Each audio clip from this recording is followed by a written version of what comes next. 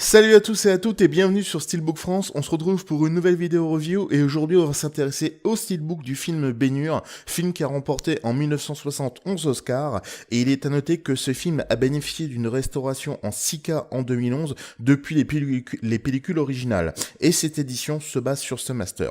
Le film est sorti en 1959 et a été réalisé par William Wyler.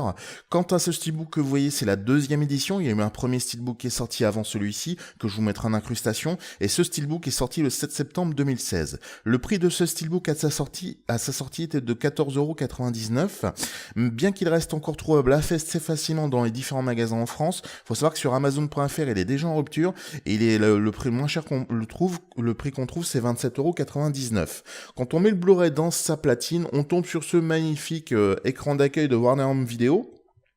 Alors, à savoir que le film dure 3h44 environ. Sur le Blu-ray numéro 1, on a le droit à 2h21, sur le Blu-ray numéro 2, 1h20. Au niveau des langues disponibles, bien sûr, on a le français en VF DTS 5.1. Comme vous pouvez voir, les menus sont non dynamiques.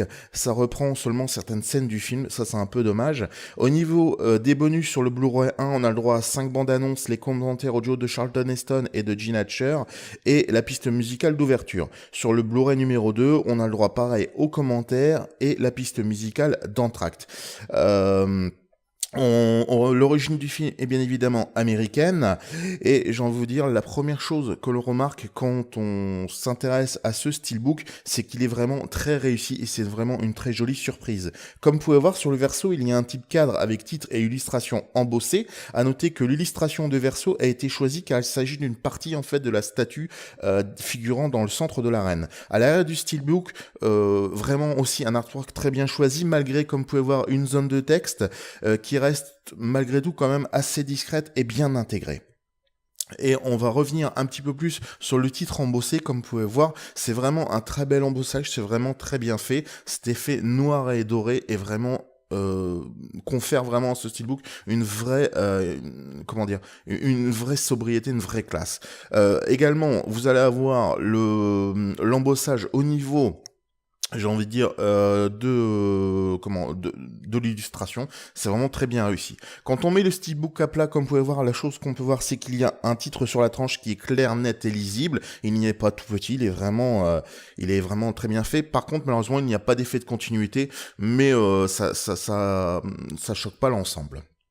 Au niveau de l'artwork interne, alors là aussi il a été très bien choisi car on retrouve Ben-Hur sur son char. Alors l'image est bien cadrée, c'est une image assez rapprochée et vraiment bien cadrée.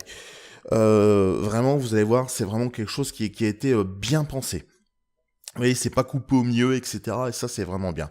Au niveau de la sérigraphie des disques, elle est vraiment très sympa, je trouve, malgré les différents logodages qui viennent gâcher un petit peu l'ensemble. Et on peut regretter le fait d'avoir deux fois la même illustration sur les disques. Au niveau de mon conseil d'achat, je vous dirais oui, car outre le film qui est vraiment une œuvre importante cinématographique, le steelbook mêle sobriété et qualité. Et ce steelbook se doit d'être dans votre collection. Certains le trouveront peut-être un peu trop sobre, mais cet effet de noir et doré donne vraiment à ce steelbook une élégance particulière et dans un prix tout à fait contenu. Mais il ne faut pas tarder pour le prendre, comme je vais pu vous dire tout à l'heure, les prix commencent à monter quand le steelbook est en rupture, malheureusement, comme tous les steelbooks.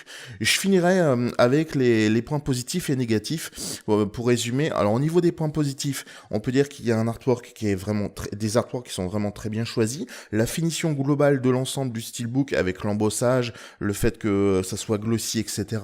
Le titre sur la tranche, l'artwork interne également qui était bien choisi et bien cadré.